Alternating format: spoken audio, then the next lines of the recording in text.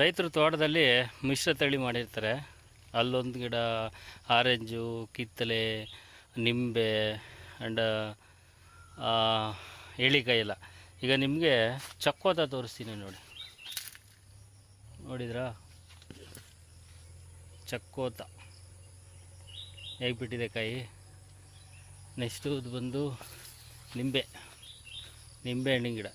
ಕೆಲವ್ರಿಗೆ ಗೊತ್ತಿರಲ್ಲ ನಿಂಬೆಹಣ್ಣು ಹೆಂಗೆ ಬಿಡುತ್ತೆ ಅಂತೇಳಿ. ಇಲ್ಲಿದೆ ನೋಡಿ, ಇದು ಕಾಯಿ ಹಣ್ಣಾಗಿ ನಿಮಗೆ ಸಿಗುವಂಥದ್ದು. ಇನ್ನು ಕೆಲವರು ಸಿಟಿಲಿದ್ದು ವಿದ್ಯಾಭ್ಯಾಸ ಮಾಡ್ಕೊಂಡಿರ್ತೀರ.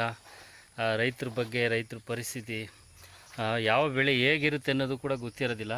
ಸೊ ಹಾಗಾಗಿ ಎಲ್ರಿಗೂ ನಮ್ಮ ರೈತರ ಜೀವನ ಶೈಲಿ ಹಾಗೆ ಎಲ್ಲ ಬೆಳೆಗಳ ಪರಿಚಯವನ್ನು ನಾನು ಅಪ್ಡೇಟ್ ಮಾಡ್ತಾ ಹೋಗ್ತೀನಿ.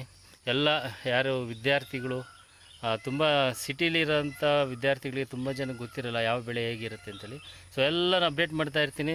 ಎಲ್ಲವನ್ನು ತಿಳ್ಕೊಳ್ಳಿ, ಅದ್ರ ಬಗ್ಗೆ ಎಂಜಾಯ್ ಮಾಡಿ, ನನಗೆ ಸಪೋರ್ಟ್ ಮಾಡ್ತಾಯಿರಿ ಅಂತ ಹೇಳ್ತಾ ಥ್ಯಾಂಕ್ ಯು. Bye bye. ಜೈ ಜವಾನ್ ಜೈ ಕಿಸಾನ್.